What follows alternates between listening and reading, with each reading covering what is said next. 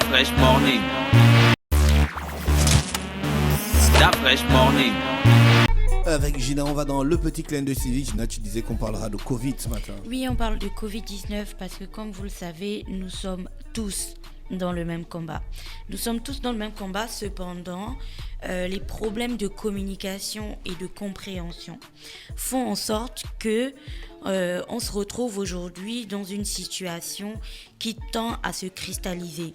Rien que pour la journée d'hier, par exemple, il y a eu beaucoup de déclarations, beaucoup de posts et même beaucoup de mouvements et de choses qui sont nées de l'incompréhension et surtout du manque de communication qu'il y a entre les autorités, la population, les acteurs sociaux, donc les partenaires sociaux.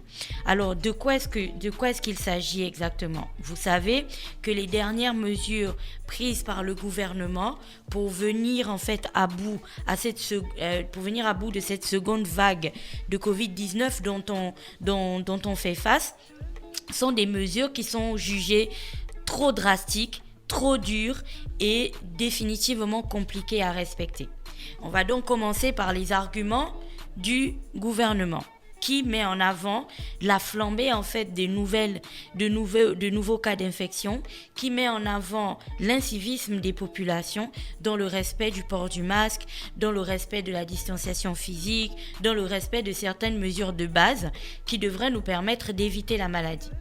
L'État met aussi en avant l'arrivée désormais sur le territoire national de ce qu'on appelait le variant britannique. Et au-delà de tout ça, l'État ne se base pas uniquement sur ses décisions, sur ce qu'il pense. C'est aussi appuyé par ce que disent des organisations indépendantes, telles que l'Organisation mondiale de la santé, qui juge la situation du Gabon comme étant préoccupante. Si vous lisez l'article présent sur le site lalibreville.com ce matin, ils le disent bien, la situation au Gabon est préoccupante et donc je vais commencer à citer. Je cite donc: la population gabonaise semble ne pas avoir saisi la gravité de la situation.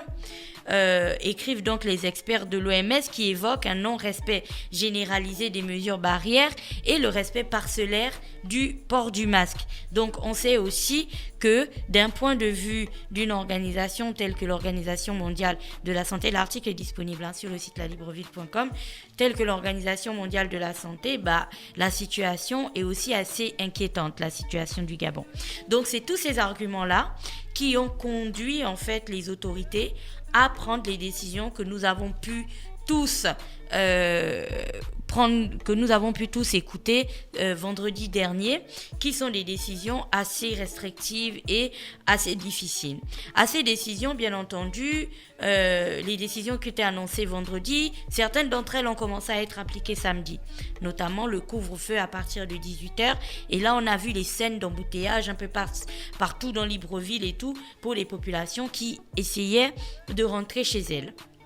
Le lundi, bien entendu, les choses se sont un petit peu corsées parce que dans les décisions qui avaient été annoncées, il y avait la constitution de brigades mixtes ou le renforcement de brigades mixtes et le fait que les brigades mixtes soient désormais par secteur d'activité. Donc on aurait des brigades mixtes pour les hôtels, on aurait des brigades mixtes pour les restaurants, on aurait des brigades mixtes pour par secteur d'activité. Et ces brigades mixtes-là devaient amplifier leur contrôle pour s'assurer que la population et les agents commerciaux, enfin les responsables de ces établissements commerciaux respectent bien les mesures barrières. Et puis là, qu'est-ce qui s'est passé ?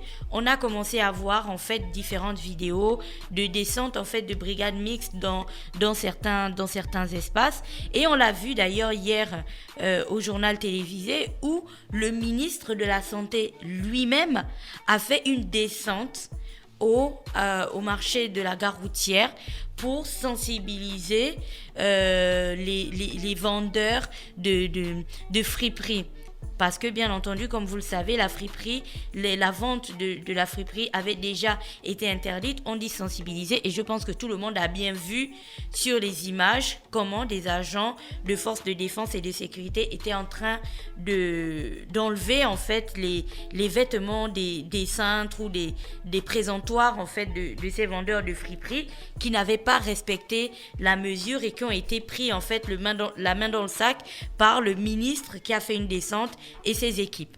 Ajoutez donc à la descente à la gare routière, il y a eu aussi des descentes dans des établissements que l'on connaît très bien, tels que Pôle, ou alors le fast-food KFC, ou alors les boulangeries Blé Doré, Cacao et l'Escale. Et là, la sanction est tombée et ça a été l'hécatombe. C'est de là que d'ailleurs la grogne a commencé à prendre sur les réseaux sociaux. La grogne a pris la forme du coup d'une pétition qui s'appelle « Non aux mesures suicidaires du gouvernement ». C'est ça le nom de la pétition qui, à ce jour, au moment où je suis en train de faire cette rubrique, table exactement 3360 signatures. Cette pétition dit donc dans le détail non aux abus du gouvernement, non au commerce fermé depuis 11 mois sans accompagnement de l'État, non aux privations des libertés et au stress permanent au nom du Covid, non à la théorie de la peur. Enfin bref, cette pétition est répandue partout sur les réseaux sociaux. Alors on arrive donc au cœur de la rubrique de ce matin. Pourquoi est-ce qu'en commençant cette rubrique, on parlait d'une question de communication et de compréhension et de peut-être de partenariat. Parce que comme on s'évertue à le dire depuis le début de cette pandémie, nous sommes tous dans le même combat. Il ne s'agit pas d'un combat du gouvernement contre le Covid-19 ou d'un combat de la population uniquement contre le Covid-19. Il s'agit du combat du Gabon tout entier contre le Covid-19 qui plombe notre économie, qui plombe nos commerces et ainsi de suite.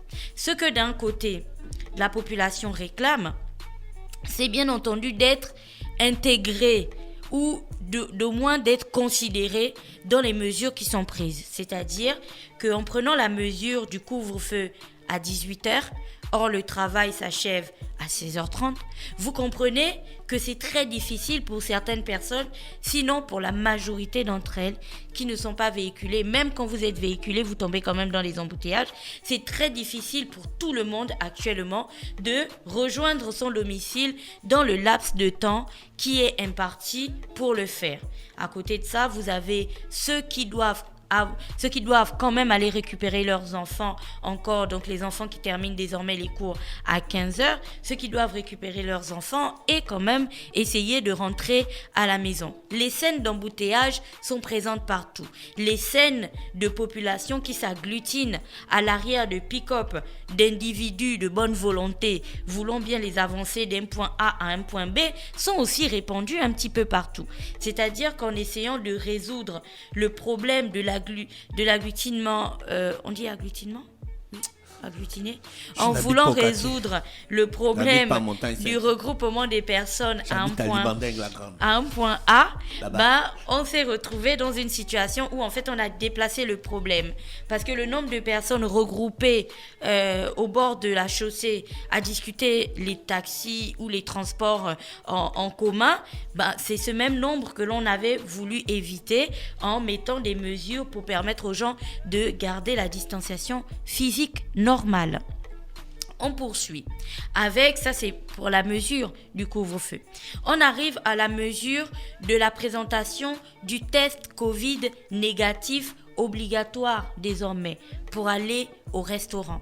Et on le sait, la question du test Covid négatif est une des questions qui avait vraiment secoué les cocotiers lorsque, il y a quelque temps, c'était l'État, je mets vraiment ça entre griffes, État versus Église. C'était cette question du test Covid négatif et puis de toutes les mesures restrictives qui avaient en gros enflammé la relation Église-État, où il avait fallu même que le président de la République intervienne pour calmer les tensions. Et je suis sûre que le discours était « on est tous dans le même combat. Et cette même question du Covid, du test Covid négatif revient sur le tapis. Et le problème n'est pas de faire le test. Le problème est de payer le test. Parce que aujourd'hui, les prix des tests varient entre 5 000 francs et 20 000 francs. Et on le sait, pour une population qui crie à la précarité et aux problèmes financiers depuis plusieurs mois déjà, vous comprenez que c'est très compliqué pour elle. Je vous entends d'ici me dire, mais oui Gina, mais les tenanciers des bars ont reçu les sous en fait de l'aide du ministère du Commerce qui leur a donné des chèques. Oui, ces chèques, nous les avons tous vus aussi sur les réseaux sociaux. Là encore, communication. C'était annoncé que tout le monde devait, enfin les bars qui étaient en règle devaient percevoir l'aide de l'État pour leur permettre de tenir la situation. Mais à aucun moment, on n'a parlé de la valeur de cette aide. À aucun moment, on a parlé de la procédure d'évaluation de cette aide. Comment on évalue qu'à Fraîche on donnerait 100 000 ou 250 000, à moi on donnerait 300 000, à Mosley on donnerait 100 000 par exemple. Comment on a évalué, comment a-t-on évalué ça? Du coup, sans avoir tous ces éléments de communication, la bonne action s'est retournée en fait contre les initiateurs, parce que toutes les personnes qui sont allées pour prendre l'aide de l'État apportée à leur petit commerce et autres, ont eu la désagréable, je dis désagréable parce qu'ils l'ont partagé sur les réseaux sociaux avec ces intentions-là, de dire à quel point ils n'étaient pas satisfaits. Ils ont eu la désagréable surprise de découvrir que les montants étaient à leur sens infimes. Parce que après 11 mois de fermeture, si on te donne 200 000 ou si on te donne 300 000, la question qu'ils posaient tous sur Internet, c'était « qu'est-ce que je fais avec ?» Ce n'est même pas le montant du loyer pour la période durant laquelle j'étais fermée. Donc là encore, problème de communication. C'est-à-dire que pour cette action, ou pour la deuxième phase à laquelle nous faisons face, il serait important aujourd'hui de poser la balle à terre, comme on dit au quartier. Il serait important de poser la balle à terre, d'épurer toutes les frustrations, de remettre tout sur le tapis et de se dire que bon, on repart sur de nouvelles bases. Et puis, on prend des mesures en essayant de prendre en compte pas les avis, parce que bien entendu, si on écoutait ce que tout le monde demanderait, on ne serait pas en confinement, il n'y aurait pas de problème. Mais au moins, on travaille avec des partenaires sociaux, des partenaires sociaux, on travaille avec tout le monde pour essayer de relayer cette information et de permettre à la population de mieux comprendre et de mieux se préparer aux mesures. Parce que qu'est-ce que les boulangers, par exemple, réclamaient hier ?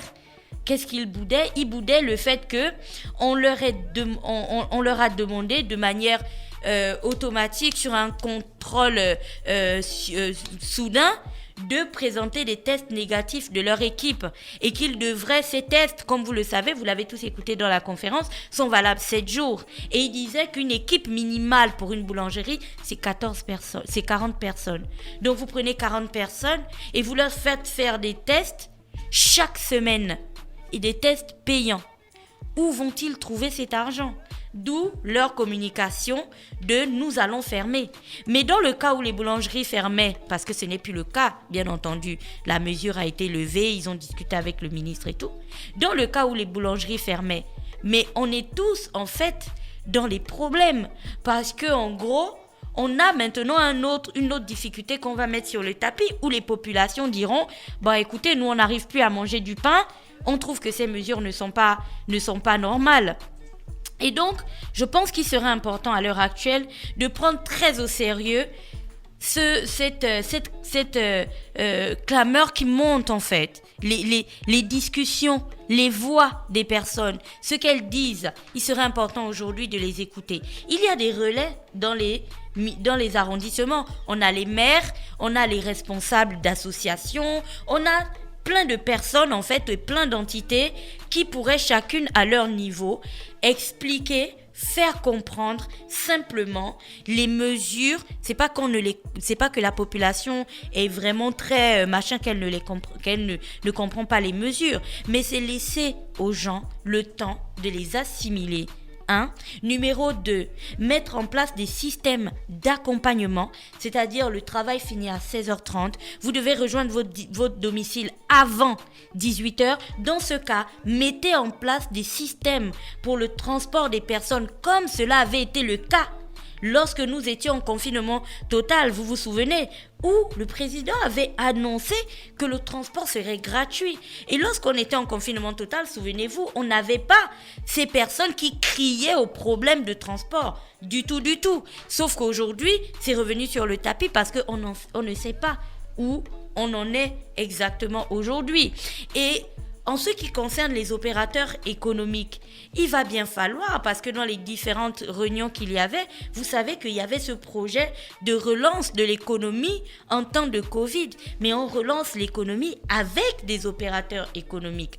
On ne relance pas l'économie en étant en conflit avec les opérateurs économiques. Or, ce que les différents opérateurs qui ont été fermés ou qui ont reçu des amendes présentent, c'est véritablement ce conflit ou ce bras de fer qu'ils ont avec les brigades mixtes du COPIL, où c'est vraiment de la coercition et ils ne ressentent pas en fait une collaboration. Et donc il est important aujourd'hui de repenser cette stratégie de Covid-19 et de la prendre plus sur une stratégie de collaboration. Collaboration avec les populations, collaboration avec les opérateurs économiques, collaboration avec les partenaires pour expliquer calmement à tout le monde ce qui va être fait, ce que cela impose et aussi reprendre de leur côté ce qu'ils pensent de cette mesure, quelles sont les difficultés qu'ils rencontrent et comment vous pourrez envisager tous les deux de les résoudre. Et ensuite, on prendrait ensuite des décisions et des mesures qui conviendraient à tout le monde parce que, comme je le répète encore une fois, nous sommes tous dans le même combat. Il n'y a pas de combat d'opérateurs économiques contre le Covid, l'État contre les opérateurs économiques ou l'État contre la population et la population contre l'État. Ça n'a pas de sens. On est tous dans le même combat. Et j'espère vraiment que toutes les personnes qui sont en charge de cette question le voient de cet œil-là et essaient du mieux qu'elles peuvent de désamorcer les difficultés qui approchent, parce que au fur et à mesure, la grogne monte et on ne réussira pas à se bagarrer contre ce virus si entre nous-mêmes, on commence à se faire des bagarres, quoi. Voilà. Merci Gina qui revenait donc sur la question du Covid-19 ce matin sur les 104.5 Urban FM, la station urbaine dans le Da Fresh Morning, votre émission matinale et musicale. Da Fresh Morning.